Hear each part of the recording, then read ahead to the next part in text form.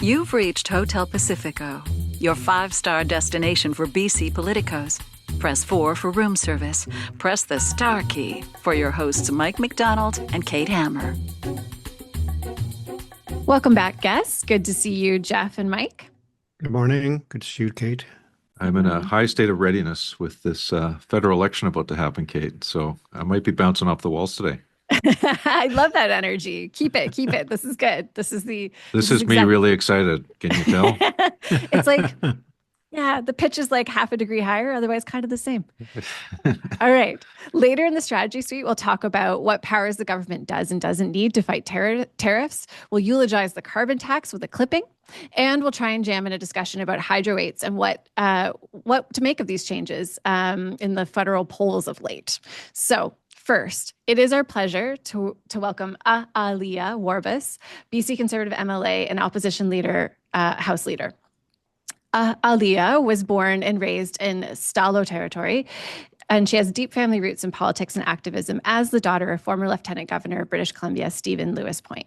Her education and career background includes earning a Master's of Fine Arts and Film Production from UBC, and her role as Director of Cultural Communications at the Stalo Wahwalmach government. I'm sorry, I'll keep working on that, Aliyah. Thank you. She's also been professor at Capilano University in the Indigenous Digital Film Department, a filmmaker, a podcast host, an actor, a musician. And in 2024, she was nominated for the Conservatives in the riding of Chilliwack-Cultus Lake and won a two-way race over NDP MLA Kelly Patton with 55% of the vote. After the election, official opposition leader John Restad appointed her to the important role of the caucus leadership role of House Leader. Welcome to Hotel Pacifico, Aliyah. Thank you for having me. Let's start at the beginning. Can you tell us a little bit about what prompted you to run? I was working at the time in my community for our own Stalo government, and they were in the midst of getting to the final stages of their treaty negotiations with British Columbia and Canada. Inevitably, it didn't pan out for those communities that were still involved in negotiating a treaty. And I truly believe that the land question in British Columbia is one that really needs to be answered, regardless of how difficult the process may be. So I felt discouraged that, 20 years of work had been done towards this process, and a lot of the formative years, my own father was a chief and Grand Chief at that time and had put a ton of his heart and soul and effort and belief into really the Stalo Nation working together as one big nation. We have around 6,000 to 7,000 members total from around Langley to Yale. So that frustration, it wasn't aimed particularly at anybody, but just at the process itself. And I had a lot of hope for that. So I had been talking shop in politics with the previous candidate who actually had to step back from accepting the nomination for Chilliwack-Cultus Lake. And he prompted me to think about running in provincial politics. And I'd been having these discussions with my dad for quite some time around our involvement in the larger political scene. And he asked if I wanted to take a meeting, if I was interested in meeting with John Restad, and I accepted, knowing that I had some difficult questions that I really needed answered in terms of the platform as I was reading it at the time. And so John and I met, and I have to say that we've had a very solid footing since our first meeting in terms of the two-way communication that we're able to have on any subject and issue. It's very respectful, it's very open, and John is keen to strategize around Indigenous economic development and, of course, all of the other things that he was going to platform on for the Conservative Party was encouraging to me. The main thing being that he was committed to fighting fentanyl and opioid crisis and use all the tools at the government's disposal to do so. So that's sort of the origin story in a nutshell, and the rest is history, I guess they say. Well, but I want to, it begs the question, because I think especially coming, some of the impetus and the inspiration coming from questions of Indigenous land rights, I think it doesn't lead you to the obvious conclusion, or I think most people would say it doesn't lead to the obvious conclusion of running for the Conservatives. So I'm curious for your, like, from your standpoint, like how is it that you came to be that you ran as a Conservative? I think that for me personally, I've seen many governments of the day work and try to answer the land question. I've seen treaty negotiations, reconciliation agreements. I've seen, the TRC and tons of work happen and lots of good work towards reconciliation, absolutely. But in terms of the 204 Indian Act bans in British Columbia, there's so much more to be desired, really. And in my mind, because John had been a critical part of signing so many agreements in his time as the Minister for Indigenous Relations, that I felt like he had a lane that was unique. And I felt that he was committed to answering the question, regardless of how difficult the two sides of the conversation are, and that it would be beneficial for me to work with him. I really see a leader in him, and he's somebody that has always been very open to my input and my feedback. And not that I have the authority on this conversation provincially, absolutely not. That's up to the Indigenous leaders of those communities, the readiness. There's so much to it.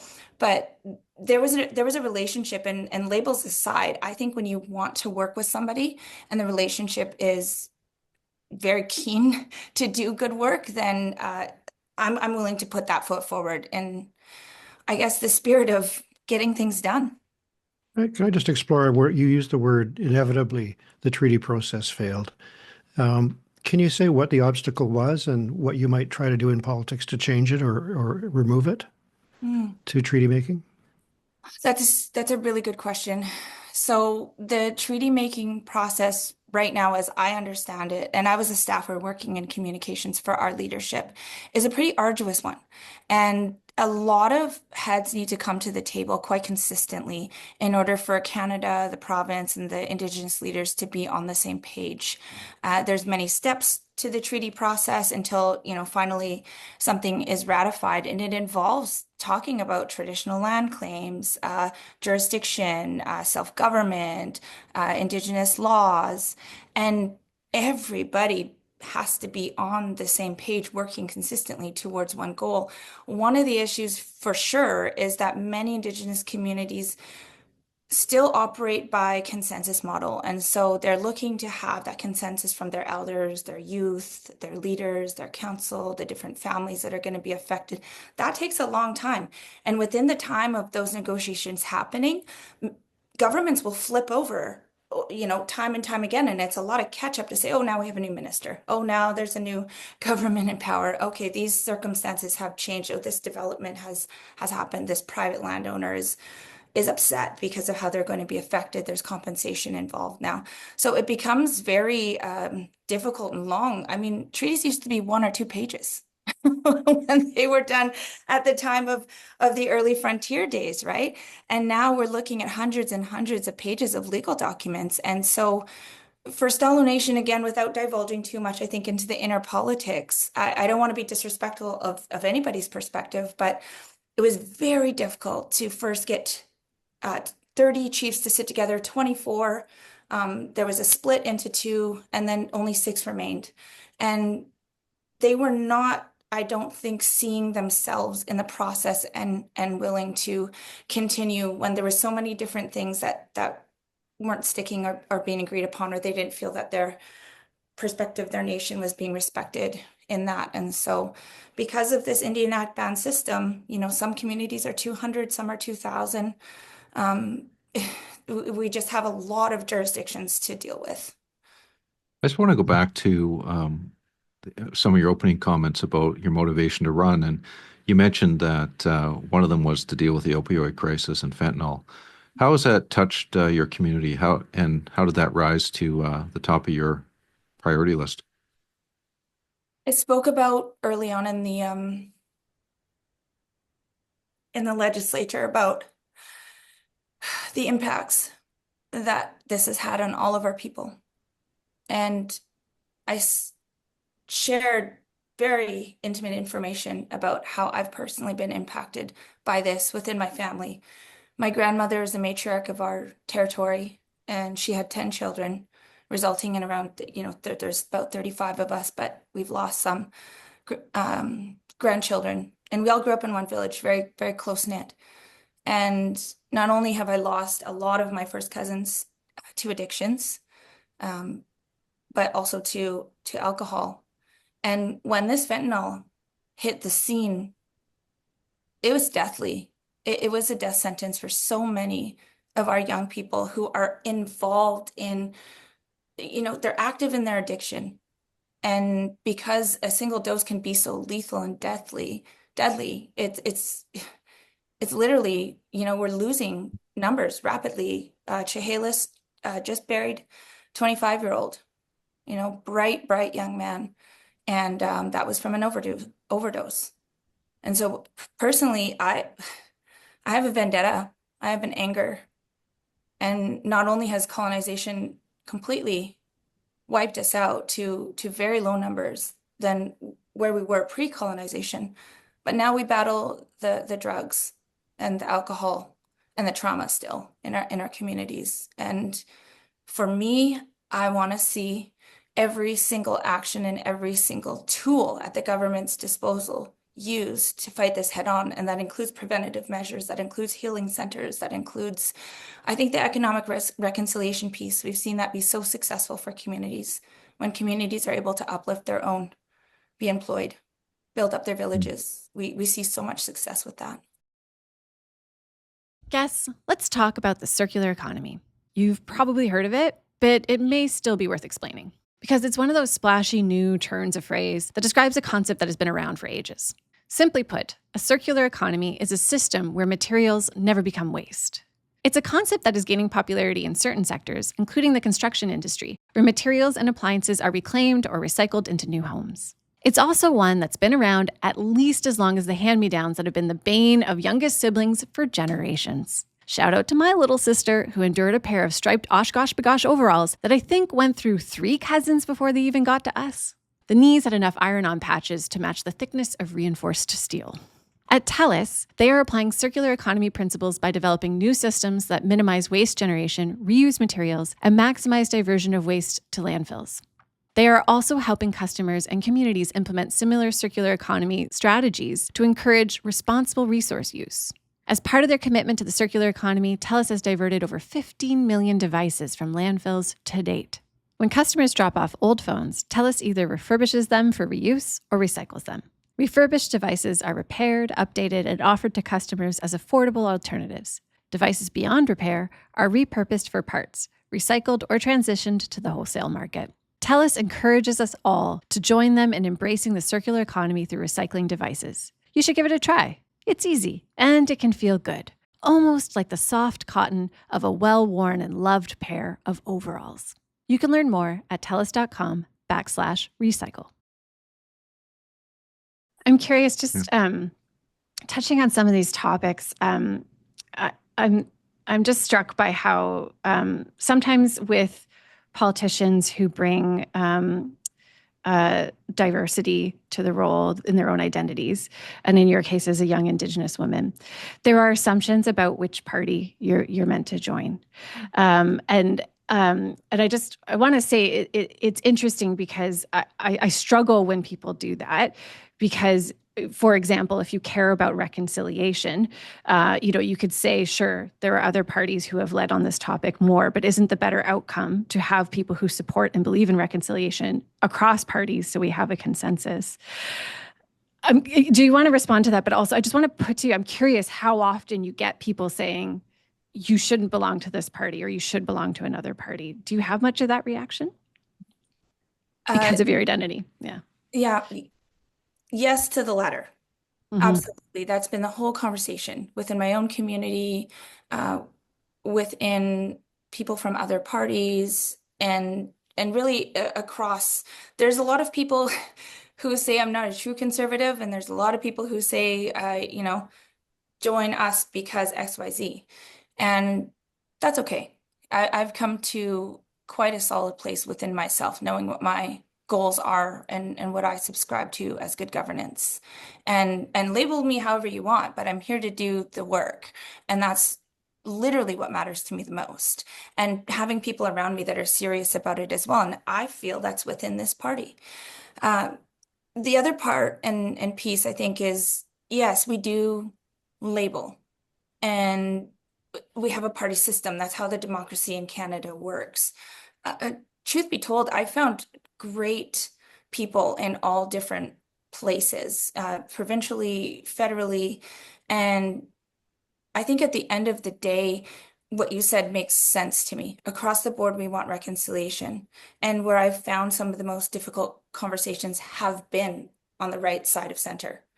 But I'm willing to have those conversations. I'm willing to open up that box. I'm willing to be there as an advocate and a voice. And I'm not there for the fight. I'm there for the understanding and the outcome. That's what's important to me. And, preach to the choir is one thing, but to really work with people who need the understanding and who desire more, I'm there for that. I'm here for it. You're almost in an unprecedented situation right now within the Conservatives to go from 0 elected in the previous election to, where do we, 44 on election night. And obviously I had a little bit of experience, many years ago with the BC Liberals when they were starting up, to see that going from 0 to 100 in a very short time. And I noticed an article in the Fraser Valley Current last week where you were quoted as saying, there's so many MLAs who've never even had a chance to have a conversation with another, then all of a sudden we're thrown into work together, and within 2 weeks things get elevated on a number of things. So I can relate to that. I'm sure it's times 100 for you. Obviously, there's been a lot of churn in the Conservative caucus in the last week or two with 3 MLAs leaving, and you were drawn into that to some extent. How have you? How's it going? Like how's how do you see this as maybe a necessary maturing of the party, or was it how do you come to terms with all that, and what's just happened, and where do you think the caucus is going to go from here? I think you nailed it on the head. People come into politics with high hopes, high aspirations, and no idea what the job is actually about. And many of us were in that position from day one. Tons of questions, having to set up constituency offices, going to the legislature for the first time.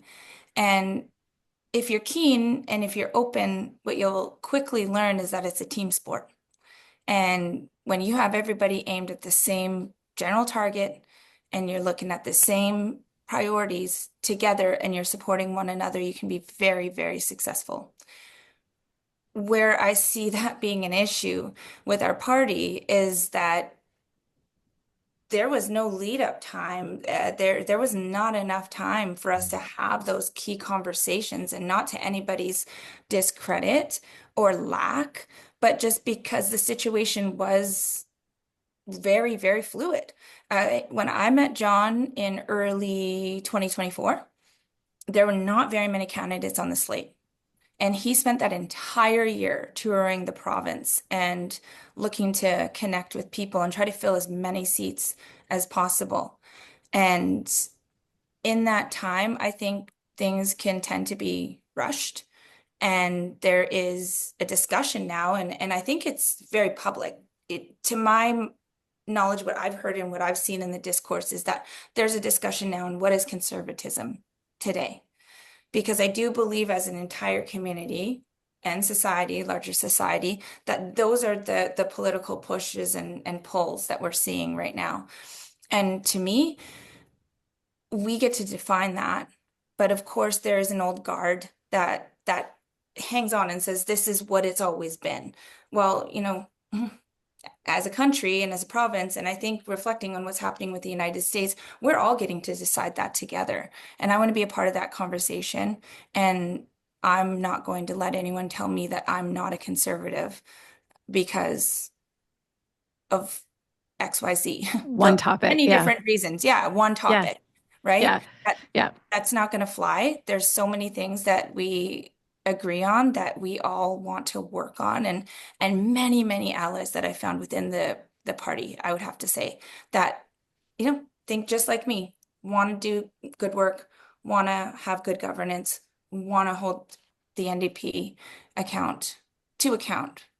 I mean, what you're picking up on, and I think what your story is so emblematic of, is this idea that like you can't be part of a party if you don't have all of the views and you're not bought in on all the positions, and there's nothing going to be any, right? Like it's sort of embedded in that. And I want to link it back particularly to the comments that Dallas Brody made, because, and I want to link it in particular to your relationship to John Rustad, because I think for John Rustad, that sort of notion of everybody, of free speech and people being able to hold different views is a place you probably relate on from, what you're saying today. Like I could see you both having a strong view there. And the question with Dallas Brody's comments, I think, is how much was that the problem there, that like was extending that notion of free speech too far? Is that sort of like there's a line and it went too far? Or was there something different about those comments that means it wasn't about free speech? When you unpack the exact order of events with Dallas, it started off being something that was about truth. And then it was free speech. And then it was about conservative views and what she was told the party was and what she had signed up for. I think that's kind of how I see the narrative rolling out from her perspective.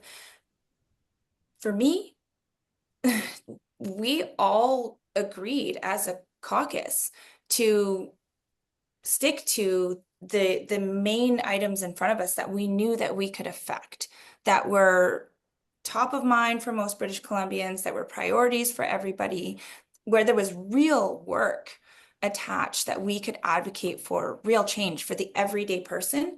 And what I didn't see in this fight that she was clinging onto, that this perspective, was any of that. I didn't see that being a core priority for most British Columbians, where they're sleeping outside, they can't afford their groceries this month, their lights are being shut off. We're fighting tariffs and the economy is at risk, and we need new development, we need housing. I just didn't see how this became such a huge priority, and I didn't see that. I still don't see that in the general population of British Columbians, that this is the bone they want to pick and the hill that they want to die on, and the right move for reconciliation, especially, like I said, started out the conversation considering the land question. That is something that's going to involve everybody. No one is really going to be able to like turn a blind eye. They won't be able to turn a blind eye to the land question because, like I said, these 204 Indian Act bands, they're sprinkled across all of BC. And at some point or another, it's going to be in your backyard. And those particular that focus and those comments and that being about that one lawyer and his fight with the Law Society, it wasn't something that I thought, hey, we need this in the center of this conversation so that we can all get on side. We've kicked the can of reconciliation pretty far, I think, as a society. We've done pretty good. And to me, it was taking us backwards for one, and it was like not anything any of us were talking about at the time, and it just came out of left field.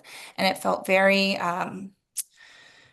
targeted, not towards me personally, but towards reconciliation, taking aim at reconciliation to take it backwards. And I don't think that's healthy. You raise a lot of terms that resonate a lot with me about consensus building and collaboration and team building. And yet your role is not just as an MLA. John Rustad made you the House leader, so you have to learn all those rules and, as you say, hold the NDP accountable. And so that's much more of an oppositional role. You're dealing with David Eby, Mike Farnworth. How's that going as well? Like, what's your experience of that? Is it what you expected? I had little to no expectations, to be honest. I did not follow this world of politics really at all, other than some headlines, some negotiations we had with ministers. There was a lot that was very new to me about the operations inside of the legislature. I do have to say, though, having a first-year MLA opposite a 30-year MLA and somebody who's very experienced at the job of House Leader, it did make me wonder, absolutely, what are we doing here? What's the order of operations? But at the same time, I go back to my relationship with John Rustad. I know John. He's an extremely thoughtful strategist, and he thinks about all different points of view. And he only really had a tiny handful that had decided to cross over from BCU, who were experienced MLAs, a few others that were running as candidates. And then he had, his other circle of people that he did know that he was able to pull onto the team himself. So I took the job on knowing that it would be very, very difficult. How it's been going, hectic. It's fast paced inside the legislature. Like I said, Mike Farnworth knows what he's doing, back of his hand, probably in his sleep. And I'm running to catch up with every process at every turn. But I think that I'm rising to the task. I really like the work. I like building relationships with other politicians. I've made a ton of friends in the dining room and across the aisle in the hallways, and we had the Indigenous interns come in, and there's been a ton of highlights. So it's a bit like a roller coaster, right? And I'm on for the ride for sure. But challenges, yes. But am I learning every single day? Yes. I'm sure Mike Farnworth's got some kryptonite that you can. He's got a fatal weakness somewhere. It's just taken us 30 years to find it, but I'm sure he can find it. Mike DeYoung could never find it, it seems. But you do. I understand you do have a little support or advice from one of your predecessors, Barry Penner. So I guess you're drawing upon some of that and some of your colleagues who did serve prior, like Peter Millibar and others, I guess. You probably have a few pointers for you. So it's not that hard, is it? Like when it comes down to it, it's just people. It's full of a minutia, though, isn't it, too? Like, oh, yeah, for sure. Yeah. But it's people. It comes down to people. This is always what happens. I also have experienced being the new girl next to the old guys who've been doing it for a long time, Aliyah. And I will tell you, they'll tell you, yeah, it's all easy, it's no big deal. And you're like, there's just all these tiny little, it's the minutia, I feel like, that can be really overwhelming. And you have to anyway, just to say, I'm here to commiserate if you ever want to. And I have learned the hard way that you just have to, there's no dumb questions, and you don't sweat the minutia. You move past it, and you appreciate, and this is always true. You bring a fresh perspective. Well, you've got a target-rich environment as an opposition with a lot of issues at play right now. And I noticed in the last week you were speaking out on social media on Bill 7. I'm sure you spoke out in the legislature or will speak out. So what do you see as the priorities for the Conservative opposition, when the House comes back after spring break? Well, we do have some very good legislation coming up for our team.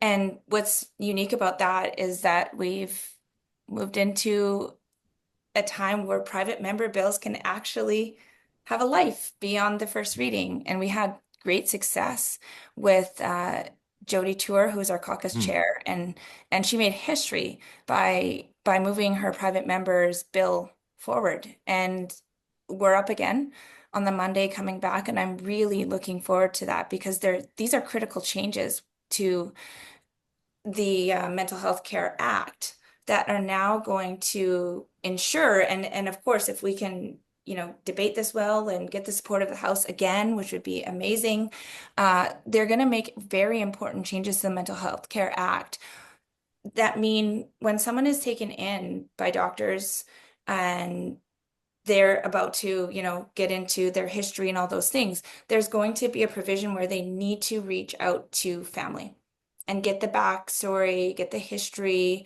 make some kind of connection to family or people who've worked with this person before just letting them go. I mean, there's a ton of holes in the Mental Health Care Act, in my opinion, and there's a ton of work that needs to be done to support people that are struggling with mental health.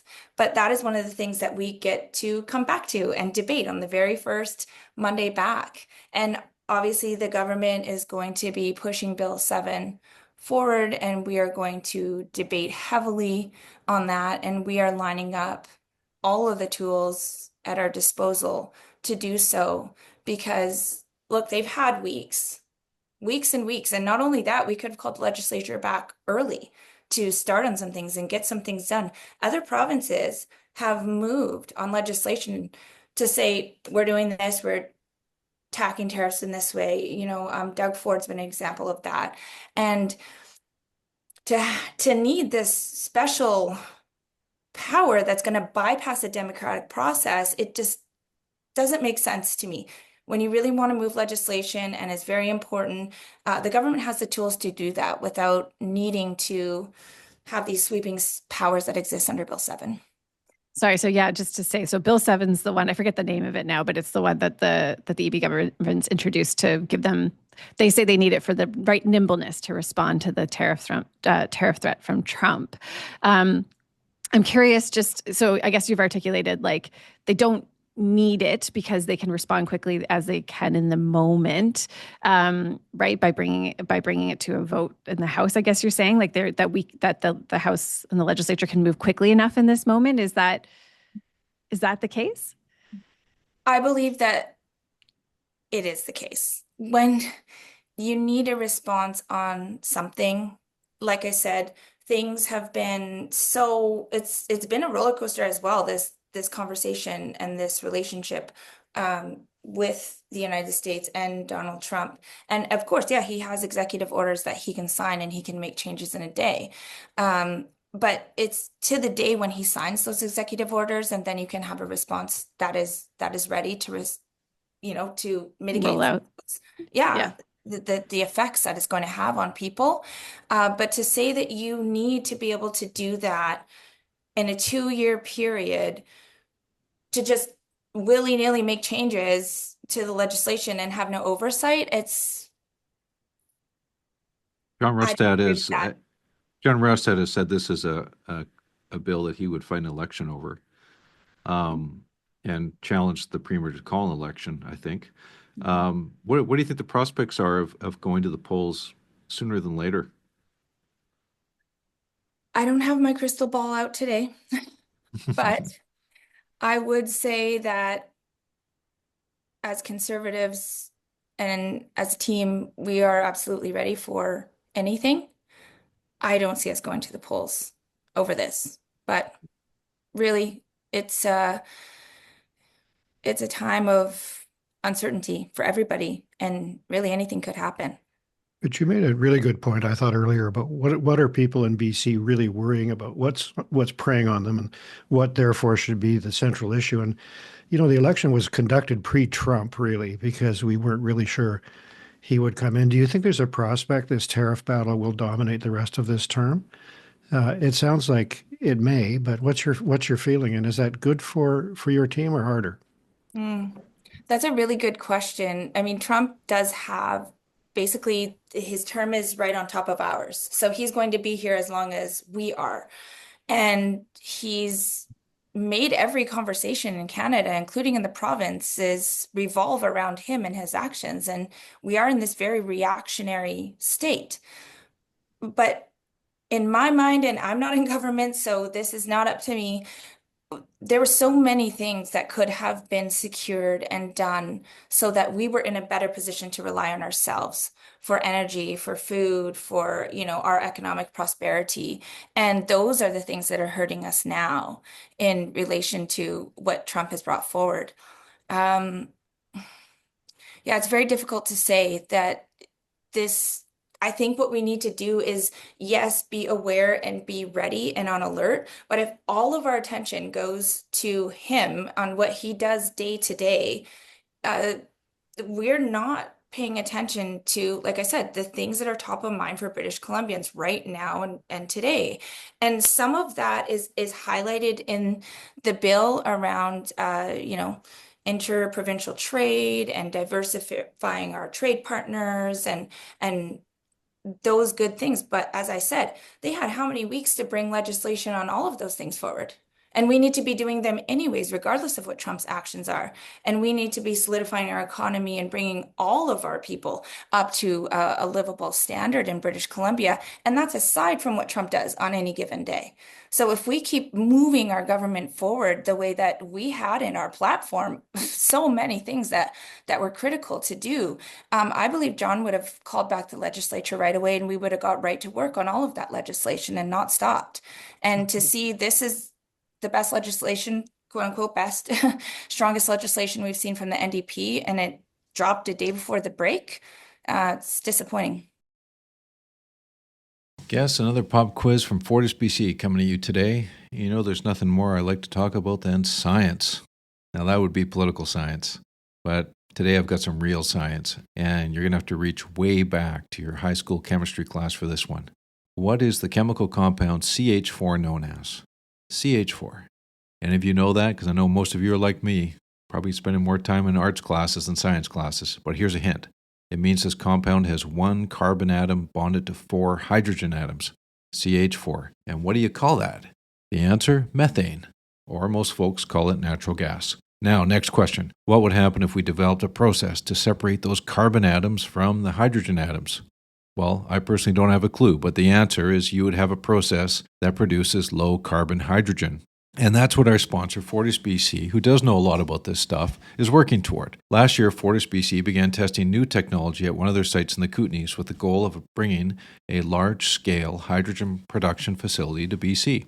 The pilot project was enabled by funding from the province of BC's Clean BC Industry Fund and is a partnership between Fortis BC and the Hazer Group, an Australian technology firm. Referred to as the Hazer process, this new hydrogen technology uses a process known as pyrolysis to break apart natural gas into both hydrogen and solid carbon. The hydrogen can then be used in the existing gas system, while the solid carbon could be used in myriad commercial and industrial applications. And it is yet another example of how harnessing the strengths of the existing gas system will support the decarbonization objectives of Fortis BC and the province. Innovative technologies such as the Hazer process have the potential to create new economic opportunities. With testing in the Kootenays now complete, Fortis BC and Hazer are looking for a potential site in BC for a commercial-scale Hazer hydrogen plant. Fortis BC, energy for a better BC and a better podcast. There's one part in it. This is maybe a wild card, so you don't have to play it. But I noticed the one group that the Bill 7 says this will not override consultation processes with First Nations. So the only signal in there where there was a clear sign, no, we're not going to rock that boat, was that one. And I just wonder if you could look ahead a bit. I know you don't have your crystal ball, but do you see First Nations creating some other levels of engagement or consultation among themselves that would facilitate discussions about big questions like this, about treaty making and so on? I mean, we have some very senior Indigenous organizations already. Is there an evolution, do you think, coming in Indigenous governance that's more province-wide and regional, or are we going to continue with the current, number of bands and so on, all individually having that process? That's an excellent question. And my hope has always been that we would have the political will and the readiness and the capacity in all of our Indian Act bands and even the treaty nations to start to see that there is a benefit to working together provincially, organizing ourselves in a better way, having, even a province-wide vote potentially for all Indigenous people to participate in that says, look, I'm a part of this. I want to have a voice in who our provincial leadership is, because it's not organized that way right now. But to your question, I am going to be attending an economic forum that's hosted by the Assembly of First Nations this week. And I'm really keen to hear about what their response and some of the processes, maybe politically, I don't know, that they're going to develop now that we're in this new climate of pressure. Without consultation, again, that's a really difficult line to put in there, because many people have said this and it's really disheartening to say, but that consultation piece has been one of the hurdles for development to move forward. And I'm not saying don't have that conversation, but I think my criticism has always been on the process of cleaning it up, putting clear timelines, having more focused work and people from the government side that are going to say, look, this is how we can all engage, and we can do it in a neat and timely process that's going to honor people, and that we're actually going to get stuff done. Going back, Geoff always likes to think about the future. I'm always thinking about the past. It's true. Going back in the many years here in BC, there have been very few First Nations people elected to the BC Legislature. In fact, I think it wasn't until Melanie Mark was only the third ever elected in the history of the province, and that was 2016. And then since then, there have been more: Ellis Ross, Adam Olson, and I think in your class, Joan Phillip, Deborah Toporowski, and Tamara Davidson, along with yourself. I don't know if I'm missing anybody. But do you see provincial politics as a place where we'll see more First Nation candidates within the Conservatives and other parties going forward? Like, can it be a more attractive pathway for leadership for First Nations people? Absolutely. And I hope to see it happen. There is a way that we can bring our voice and perspective and expertise and knowledge, lived experience into these processes, have our voice heard directly, and still do all of the work to represent the rest of our constituents. I still am very focused on casework in my riding for people with disabilities, for the healthcare system, for social services, for many things that come across my desk that need my attention. And that is, people of every political stripe, every class, every race. Everybody is welcome here in my office. But when it comes to discussions around the very contentious pieces of legislation that have to do with, like, let's say the Land Act or reconciliation, or even DRIPA has been a big one, then I feel it's important that we're directly involved in those rooms and there to offer the lived experience, the up-to-date information, and we just have a natural connection to our communities that non-Indigenous people don't, and that's okay. I hope to change that too. I want to invite John Rassad and Bruce Banman to join in a sweat with me and have them pray with our ancestors. I think that's so great that they're willing to do that, and it's healthy for all of us. Mm-hmm. Well, I think this has been a really great conversation. I kind of expected to hear some fresh perspectives from you, and I think you surpassed even what I was expecting to hear. Aliyah, I think you're a really exciting addition to the legislature, and I really want to thank you for joining us today. Thank you so much, all of you. It was nice to talk with you. Yeah, great conversation. Thank you. It has come to my attention that I, Gary, the AI-generated voice who shills for air quotes media, am not popular with our listeners on YouTube. Or should I say one listener goes by an alias of cutlery and soiled clothing. Well, suck it, Fork Laundry. This one's for you. Actually, Forky, it's a proposal for everybody, and you're gonna like it. Advertise on air quotes pods, and you can get my nauseating voice off the air, because your message will be read by one of our influential and human hosts, David Hurley, Kate Hammer, or Mike McDonald. Or just record any piece of creative in your ad agency's fancy production studio and send it to us. Either way, you'll be reaching Canada's most influential listeners at this crucial intersection of politics, and who knows what the fuck happens next. Trump, a new prime minister, new economic policy, a whole new world order. Baby! My data points are tingling. Curse of Politics, the Hurly-Burly, and Hotel Pacifico have the ears of cabinet ministers, elected officials, and the political class, leading journalists, the C-suite, and tens of thousands of engaged Canadians. Prime influence time. So let's do Forky a solid. Email us at contact@airquotesmedia.com to get rid of Gary and get your message to the decision maker. Hello. You've reached the Hotel Pacifico Strategy Suite. Aliyah set us up really well to have this discussion about Bill 7, which I'm actually pretty excited to have. She's impressive, eh? Like, thank you for pausing. She just is. She just is. She's definitely someone to watch in BC politics. I mean, she's already there as House Leader, but her trajectory could be really interesting. Yeah, I agree. yeah, it's striking. I mean, like timestamp this conversation because we were meeting her so early on in her career, and already she's impressed the three of us. So there's something special there. It was a gutsy decision by John Rostad to put her in that position, given she's a rookie MLA, but he obviously has a lot of confidence in her, and that choice may work out quite well for Mr. Rostad in the long term. So, but So far, so good. the other thing I got from that conversation, it was interesting. Like, I think when she first introed, like sitting down with him and talking, I was like, wow, you're kind of, that's a little bit of a hodgepodge of humanity, the two of you getting together. I wouldn't have set you up on a blind date. But then as she talked more, I could see what they would have in common, where there'd be some fundamental ground that they'd really share, and I think could anchor a strong relationship between those two. And they're a good pairing. Like, if he can, there's some real potential there. So, related, and she's got some good comms chops, which, check out her video on X responding to Bill 7. Let's talk about this a bit, because I was thinking about the two of you and keen to bring this to the two of you as this news was emerging. So Bill 7 is the legislation that is being introduced to help a cabinet respond to the tariff threat from Trump.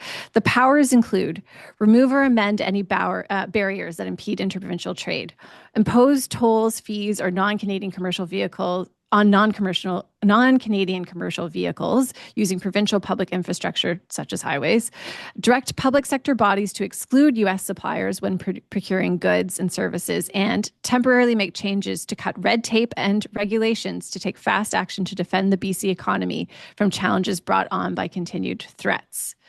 Now, there's a back and forth right now about whether this is what we need in this moment. And I'm curious, I'll start with you, Geoff. Are the NDP sort of staying in their lane and responding the way they should, or are they overreaching?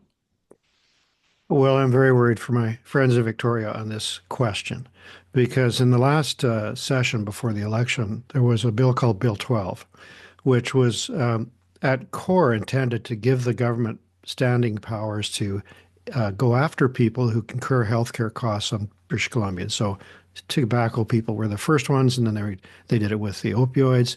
And it was written in such a way that it could cover almost anybody where there was a health consequence. And it didn't pass the House. They didn't get very far at all. And it triggered a huge outcry inside the business community. So these sweeping omnibus bills, and on the sweeping term, I'll go back in history for Mike here. When the Dave Barrett NDP government was in, Please almost tell me any, more, Joe. Well, tell me more, any bill was condemned by the opposition, the Social Credit Party, as giving the government awesome sweeping powers, to the point where it almost became a joke. But it was certainly a meme of the days in the 70s when they were doing that. Whether or not it was true, they were very narrow scope bills compared to this one. So the four bullets, I'll just go through them quickly, because I think the government emerged with this on the last day of this stage of the session. Now there's a spring break, and said, we're clearly going to need these powers. Interprovincial trade, really, do we need special powers to get rid of those barriers? And do we know what they all are? And are we sure that all of them are terrible? Certainly everybody's keen to do it. I don't care if they do them or not, but that didn't seem to. Then imposing tolls on non-Canadian commercial vehicles reads like somehow the Trump administration will do something for which this is a proportional response. In other words, we're going to go after trucks driving through BC. And we've already seen Alaska lose its mind over the idea. There's nothing tolling, any kind of interference with international trade is generally national. And so we have, again, this contradiction where Doug Ford ran into it a bit, but he carried it off, I thought, where a subnational government says, I'm going to be the guy who fights with this international bully. Well, no, the issues that the Trump government is taking up are basically Canadian directed at Canada, not at individual provinces. And David Eby even chided Doug Ford gently for going unilaterally on that issue of the electricity tax. So I worry. Yeah. The last bullet, I'll jump over procurement, which is contrary to a bunch of treaties already, but temporarily make cuts to red tape and regulations for almost any reason. So Nikki Sharma, who's sponsoring the bill as Attorney General, I don't think was able to take the time to say these are the kinds of threats. In fact, they said, we don't even know what kind of threats are coming.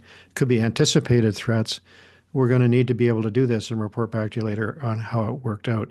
So I feel that the government is vulnerable on this one, and it will be legislation that dominates a lot of the rest of the session. Yeah. And it wasn't in the throne speech, and I think it could have unexpected and negative consequences. I mean, I guess it's interesting because I think that last one stood out to me, maybe like to put your frame on it, like where do you need kind of broad buckets where you can kind of respond to whatever, whatever brain egg Donald Trump hatches on any given day? It's certainly not in interprovincial trade. It's certainly not in trucking and highways, right? Like it's sort of that last point maybe about changes to regulations, to react to.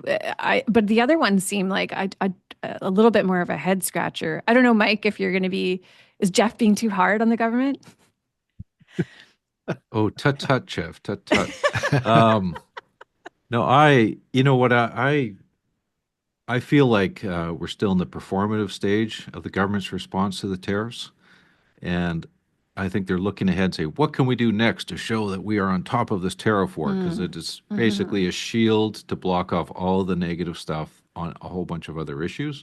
If we're talking about this, we're not talking about a whole bunch of other things that have bedeviled the government and prompted a near-death experience in October. Now, what happens when the music stops? What happens when we're sitting here 6 months from now? It's like, well, you talked about strengthening the economy, you talked about fast-tracking projects, you talked about increasing permitting times. Is it done? Have you done it? Are there results? At some point, the rubber's got to hit the road in some of these discussions. And it's not just about talking about doing stuff, it's actually getting the stuff done. And I'm not sure how that's going to play out yet. I think there's a lot of, from a business community perspective, encouraging signals, but no one's really seen it happen yet. And if the name of the game is creating resiliency and strength and hard power, not just for BC, but for Canada, it's like we haven't really shown, a lot of track record in recent years that we're good at making big things happen in a short time. So but I'm a little skeptical. Making the big things happen, Mike, is not a strategy. Mm-hmm. If you green light a bunch of projects, they may or may not be good projects, but the list in and of itself is not an economic strategy. And when I look back at COVID, which was an emergency where the public generally had an idea of what contagious disease could do, and very quickly agreed with the exhaustive briefings that there was a risk that our emergency wards and our ICUs would be overwhelmed, had no issue with going out and buying a bunch of ventilators and you name it. There was very much a grassroots approach. And I think that's, in some respects, Ford was able to do that during his election in Ontario and beat the drum on that and say, I'm going to do various things and talk about the issue for 3 to 4 weeks to the dismay of the opposition, who were just kept exactly where they were, basically.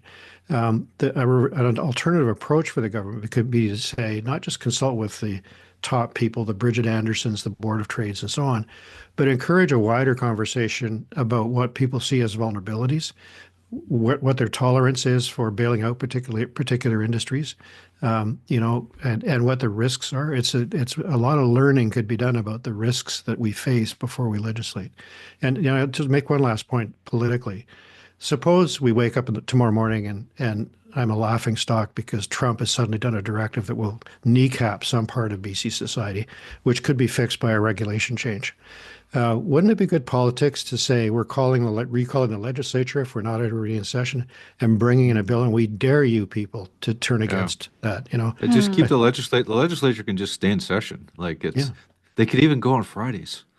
In the evening after dinner. Yeah, maybe even on the odd weekend.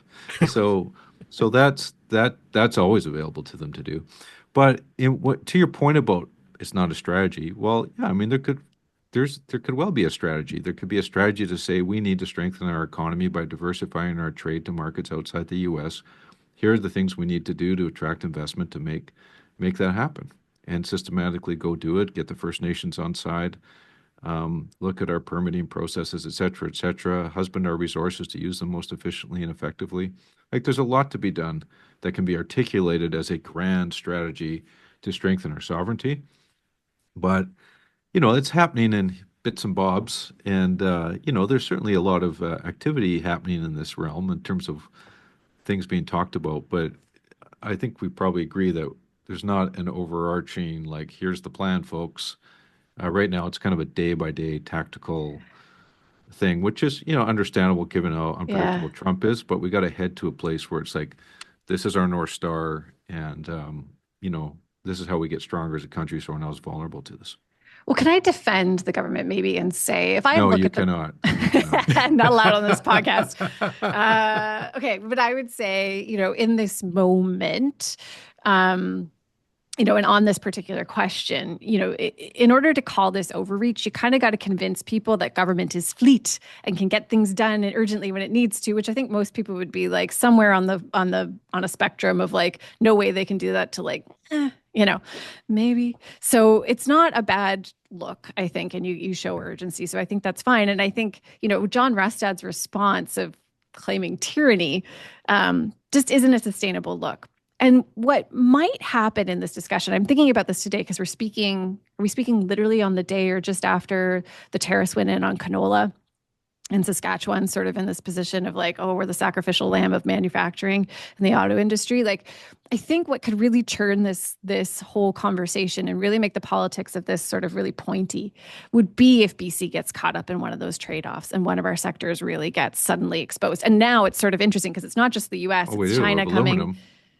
Aluminum, but to some, but in the back and forth and the retaliation, and it could happen. It could come from the feds, right? But I think that's the type of moment where some sector that we feel really critical about, let's say aluminum, just really gets put at the sharp, becomes the sacrificial lamb, right? And that's the moment where David Eby is going to want to look like a warrior, right? Yeah, well, David Eby's got to be a little bit careful because, as Geoff said earlier, he could put that toll on the trucks going to Alaska, and all of a sudden our cruise ship industry disappears. Yep. So it's with a snap of the fingers. It's actually safer to go to the legislature, and a shout out to our former guest Andrew Percy, the former British MP who came on our pod last year. He did a good LinkedIn post where he talked about his surprise. I don't know if it's mock surprise or real surprise. That, the British dry wit. It's so hard to tell. Well, here we are in a major tariff war, and the Canadian Parliament's not sitting, and our institutions are not really central to this fairly profound existential crisis going on. And to that, Bill 7 is an extension of that. It's like our parliamentarians are not at the heart of it. The government's just going to go do it. So that's problematic. I'd just like to channel a bit of my experience too during the COVID pandemic, because these states of emergency, and generally speaking, people thought they made sense during COVID, but the Green Party would challenge us internally and publicly sometimes as to why it was continuing. And the case had to be made publicly why it was continuing. And there would be discussions about, numbers of cases and people in ICU and you name it. It is a comfortable state of affairs, and it leads to, in my view, to a different dynamic within government where the public service decides that actually the democratic processes that they're normally bound by may be muted. And I felt there was that tension for a while during COVID where there was a gap in scheduling cabinet meetings and stuff. Then they came back online. There was a shock there where the system said, okay, it's all hands on deck. We're going to do this. I don't think this will happen here, but that dynamic is a risk. And I don't think the Conservatives or the Greens are wrong to point to it. The other thing is that there was a clear-cut goal in the COVID pandemic emergency resolutions, which was basically to flatten the curve. It wasn't to eliminate COVID. It wasn't to make sure there were no deaths. It was to achieve an operational goal inside the healthcare system, just one. So the bar for success is very vague here. And I look around at parts of our economy. Okay, we've got a lot of these office buildings in downtown Vancouver. They're not as full as they used to be. And some of the major tenants are people whose bosses sit next to Trump at the inauguration. They are not going to fight to keep jobs here at Amazon or Microsoft or any of these other big tech jobs that we got. They're totally footloose. And there's nothing that an emergency bill can do about that. Likewise in film, and I'm sorry to be a Cassandra here, but we put a lot of money in the budget in to encourage films to be made here. Those are American films, folks. And I don't want to be the Hollywood producer who says, hey, I got a great deal in Canada, so I'm making my next feature in Vancouver. I don't think you're going to find those people. God help me if the Bill 7 powers give them more regulatory power to help the film industry. No. We can't afford it. I know. But Okay. another thing you could do, I can just hear before Don we go, Wright in my Kate, ear. Don you Wright could say coming in. it's Don Wright. it's illegal to export equipment that's being used in Canada to reopen that factory or whatever it is, sawmill or whatever, in the United States.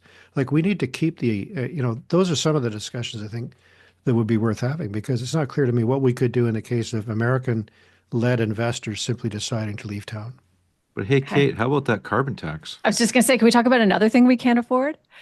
All right. We have a clipping this week. We have a clipping coming from the National Post. Adam Pankratz writing, quote, "Mark Carney got it done. Let those 4 words wash over you and savor them. Linger on their delicious cynicism. What, you might ask, is so momentous the Liberal Party would tweet out these 5 words as though the Messiah once again walked the earth? Was it his crushing Liberal leadership win? No. Was it his swearing in to officially become Canada's 24th Prime Minister? Try again. No, it was his signing of an order to cancel the carbon tax, a move of self-absorbed political narcissism, the likes of which we may never see again." I just want to applaud the drama of The all irony, that. the irony here, Adam Pankratz, who's a professor at Sauder School, also ran as a Liberal in 2015. So he's definitely taken a more critical tack of his former party or erstwhile It's the thing we do on this pod. It's our Yeah. brand. Yeah, I love But it. but it is like, yeah, I mean, the point is that, yeah, Carney has signaled he's ending the carbon tax. I think they've reduced it to 0 for the consumer carbon tax. I can't exactly remember how the mechanics are working, but he's made the point. And it's driving the Conservatives bananas, because Pankratz raises a good point. It's like the Liberals were, up until very recently, this was the state religion of the Liberal Party of Canada was carbon tax. And now Mark Carney got it done and got rid of it, and they're taking credit for it. He slew the carbon tax And it dragon. must be driving the Conservatives crazy. But also, it's similar to what Eby did right before the provincial election. They're just taking a big problem off, trying to take it off the table, and just reduce it as a talking point in the election. So it's a pretty significant political move for sure. I don't, it's so driving them so crazy, Mike, that the Conservatives are trying to find another carbon tax to crush, which is the industrial one. So I don't know. Yes, yeah, they doubled down, right? And they said now Yeah. they'll get rid of that. So provincially, this has impact because Eby came out and basically said, "Okay, me too. We'll get." As I said in September, says David Eby, "We will get rid of the consumer carbon tax once the federal government removes the backstop." So they're rushing to do that, but now we have a hole in the BC budget that is probably $1 to $2 billion when you net out the tax credits and everything, and they'll keep on the industrial one on the provincial side of things. Did I recall though that Eby maybe said something about considering increasing the industrial one or balancing that out? Something? Well, that's a good question, and that would seem to be discordant with the narrative of strengthening the economy at a time when we're under threat from the U.S. Just raising taxes very diplomatically put, on pulp mills is raising the carbon tax for pulp mills, sawmills, mining, the thing you want to do right now. Yeah. Probably not. the stuff that's revenue positive, that stuff. Yeah, that's tough. Well, revenue positive for who? Well, the tricky one about, go ahead. He's got a contingency though. I mean, maybe that fits within this contingency they've done of $4 billion. Okay, if the budget's like 10 minutes old, and which they need, which they need for other things. contingency. They need for wage increases as well. So they've got some. I mean, they knew this was probably going to happen, so I assume that they're Yeah, at least something on the back of an envelope. The EB caucus is greener, arguably, in terms of climate policy than the Horgan caucus was. And this is shredding carbon policy, carbon emissions reductions, Clean BC, and we'll see how that plays out. But the industrial price, I thought, was a positive thing. It produced good emission savings by rewarding people in industries who had lower emissions. It encouraged people in industrial sectors to go to lower emissions, and it didn't produce terrible economic problems in terms of competitiveness, although the business community was concerned about that. Yeah. So there's a number of pieces falling out of this that we'll have to see. Okay. Okay, let's move quickly then to, because I want to come back to the feds, but let's do the BC hydro rate hike. So what's the hike? It's 3.7% over the next 2 years. I have a technical question, gentlemen, because as long as I've been here, I've understood rates are set by the BC Utilities Commission, and I have learned since. Hold that thought. Except when it's not. Is that how it functions? Which is often, actually. Really? Okay. It's very difficult to be at the BC Utilities Commission and have the broad view necessary to exercise perfect judgment in these things. So the cabinet often has to step in, regardless of political persuasion. Yes. But this one, go ahead, Mike. I am resisting the temptation to recite to Geoff the pre-election utterances of the Horgan campaign about how they would restore the independence of the BC Utilities Commission. I'm not going to bring those up right now. I'm too much of a gentleman. But you know what? Once you start governing, it's like, Horgan was nothing if this not is kind of pragmatic. inconvenient, all this regulatory stuff. So I don't know what Mark Jacquard's doing there. Are they playing solitaire on his computer at the BC Utilities Commission while this is all happening? But anyways, they have some complicated OIC that's, makes all these numbers spit out to 3.75% a year. And they're doing backflips on how they are below the rate of inflation over the last 10 years, blah, blah, blah. So. Well, I mean, Actually, right? The data are pretty convincing, right? I Very feel like cynical. Very well, cynical take. because our rates are like the lowest in North America. We're in the but lowest in North America, and Okay, so I haven't had a chance to look at it in detail, nor would I be able to figure it out if I did. But I can only imagine that there's something going on with deferral accounts, with they're kicking it down the road a little bit. Two words: Site C. So the moment they draw a kilowatt from Site C, it all goes onto the books. So if there's different ways to handle that. There's no way not to handle it. What the order does, I assume, and I haven't read it either, is it smooths that out so that the shock is minimal, but still starts to cover off those costs. 3.7% is not what the government would like to do. It would prefer to be 2 or below, but 3.7 For political starts. reasons. yeah. But this starts to pay down Site C, and it puts in a small increase. But don't you think it ought to probably be higher, though?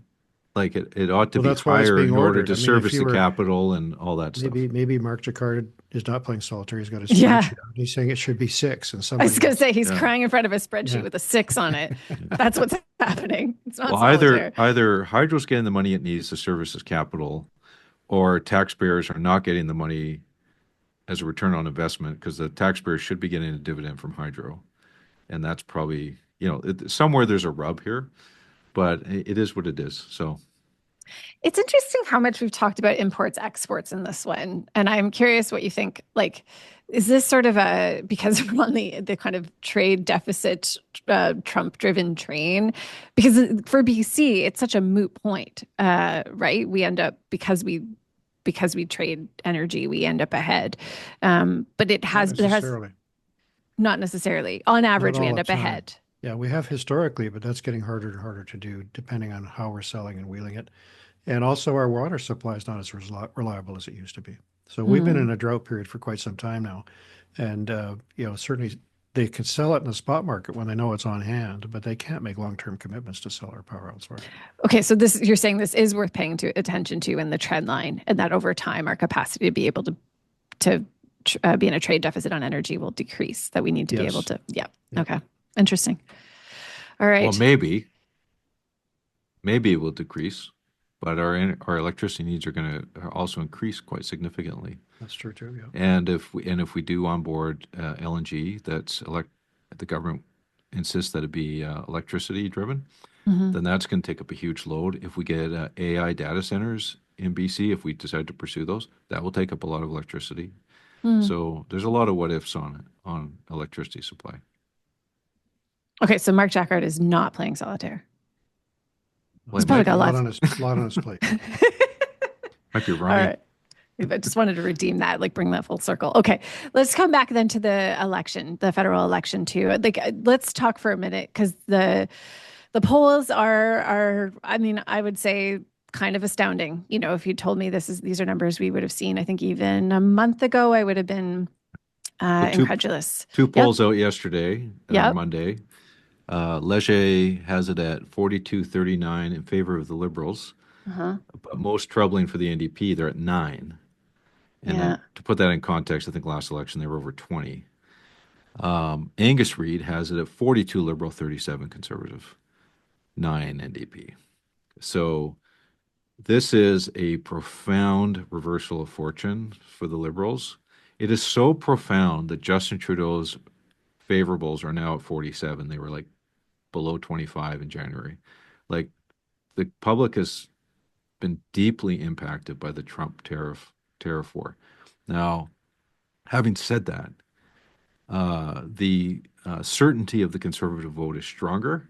It's a more solid bedrock. The Liberal vote, partly because it's just so new, they've onboarded so many former Liberals, but also people that were NDPers or people who were parked in Conservative coming to the Liberals, that it's very fluid. So that it's soft. It's soft. So it could be vulnerable. And I wonder, like, Carney hasn't really been tested yet. And he had a bit of a scratchy exchange yesterday with Rosemary Barton from CBC. And Scratchy, I wondered, like, define scratchy. Tell me more about it. I think you defined it better. What did you call it before the show? Alternate approaches to media relations. I can't remember. Yeah. It's like, how dare you? how dare you, Joe? Yeah, look deep in your heart, Rosemary, and understand that your question is ill will. It's informed by ill will, and you can withdraw it. I'll gracefully let you withdraw that. Well, there's his first mistake. The journalists have a heart. I think. Well, and I'm going to say, but in all seriousness, like, I think what's really important about that is, I think, looking at Mark Carney before sort of this reversal of fortunes and him walking through the leadership race, I think a lot of people would have say his biggest liability is looking like an elitist, and this. Is it in political inexperience? Like, there's one and the same. I mean, maybe, yeah. Well, he might be able to surf. He might be able to surf this zeitgeist of sovereignty impulse that's happening in Canadian politics right now, with Poilievre all of a sudden being on the wrong side of the positioning on it. Maybe he can surf it all the way to the finish line. Well, he's doing so well so fast that it raises happy prospects for the NDP, happier than 9%, because there may be an opportunity for Jagmeet Singh to say, don't worry, we're going to defeat Poilievre, that's clear. So you need me there to hold, Carney's feet to the fire. Hold the banker to account. Yeah. So I don't know how successful that will be, but that's sort of an avenue I see. I got to think that the psychology of both the NDP and the Conservatives right now must be very challenging for both leaderships right now. Okay. When was the last time the NDP were at 9% federally? Well, the 90s were not.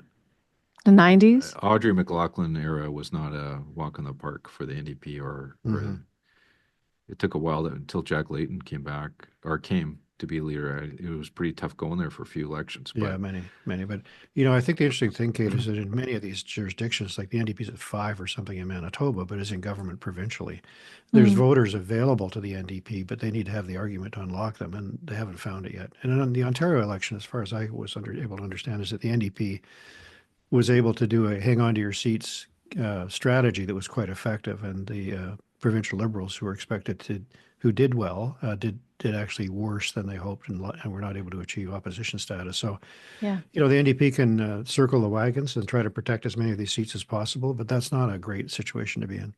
No.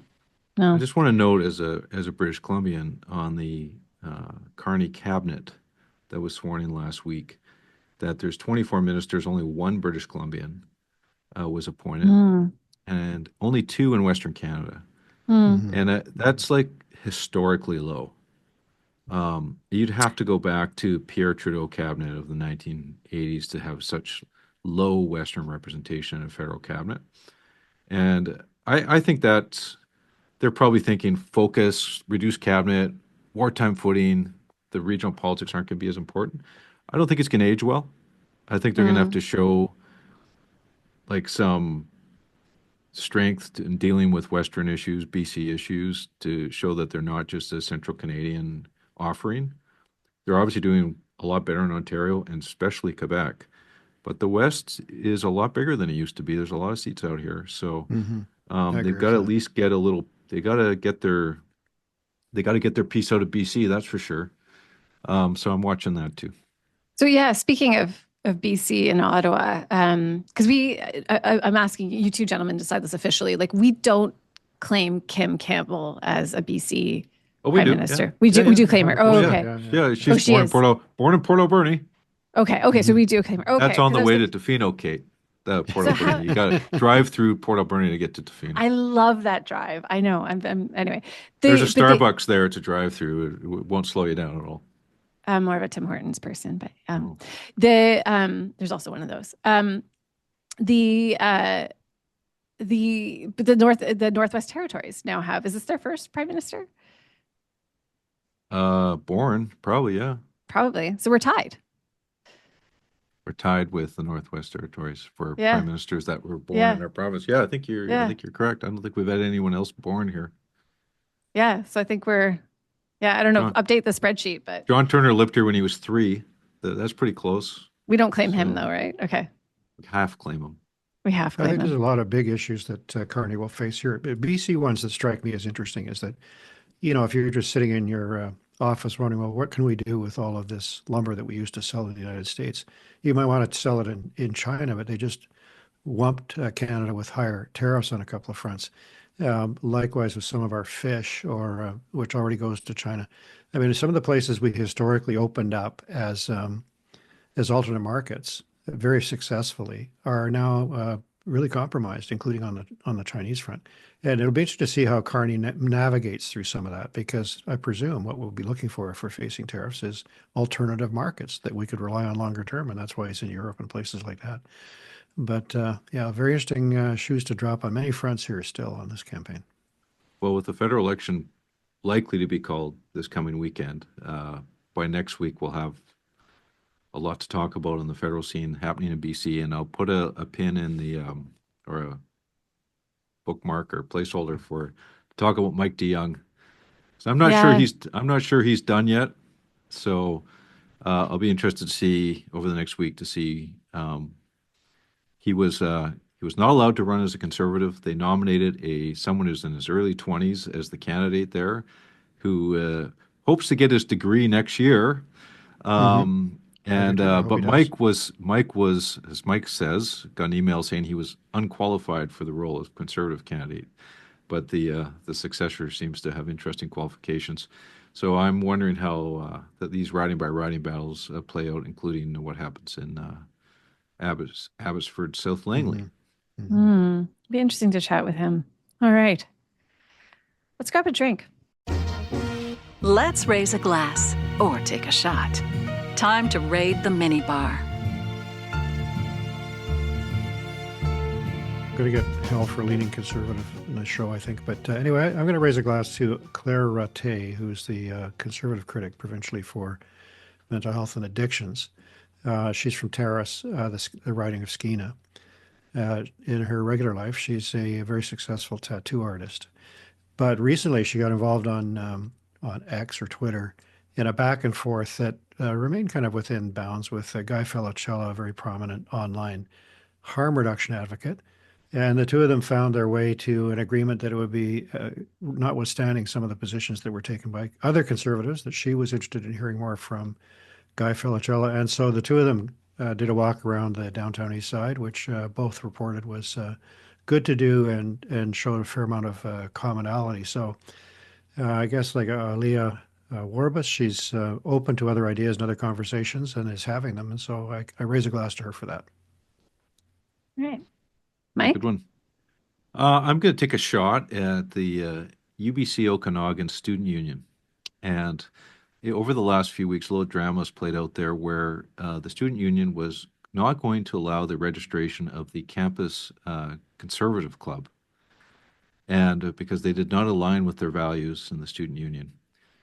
Interestingly, the NDP and the Liberal club came to their defense, and think about it. You're in Kelowna. You're represented by federal Conservatives and BC Conservatives. BC Conservatives just got 44% of the vote in British Columbia.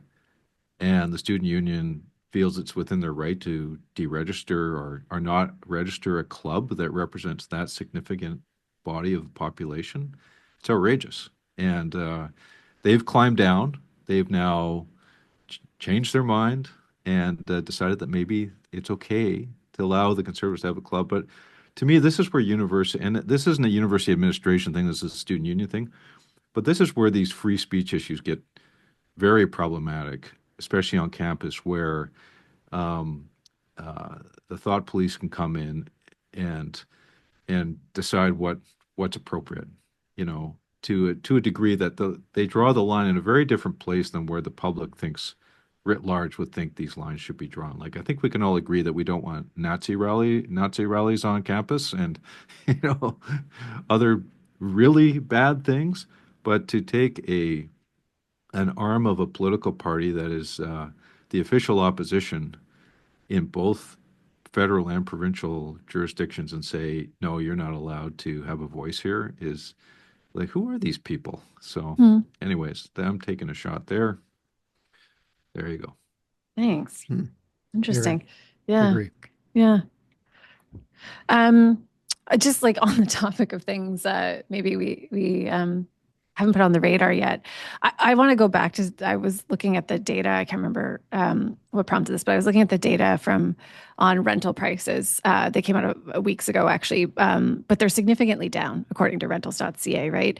And I think there's a discussion I want to come back to, and we can't, I get it. I stand by our discussions of tariffs and carbon tax and the federal election. It's good, but we've got to come back to this because it's interesting. Rents are down. That's great. Like 6-7%. Vancouver's, depending on 2-bedroom, 3-bedroom, Vancouver's way down.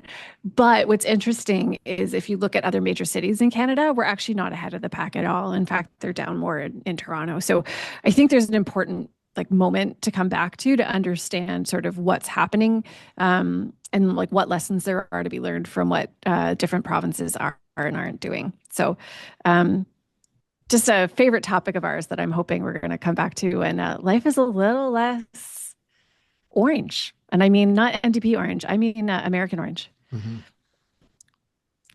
All right. That's another episode. I want to thank our guest, Aliyah Warbus, and our presenting sponsor, TELUS and Fortis BC. We will see you next week, guests. BC, you can never leave. Checkout time at Hotel Pacifico. We hope you enjoyed your stay.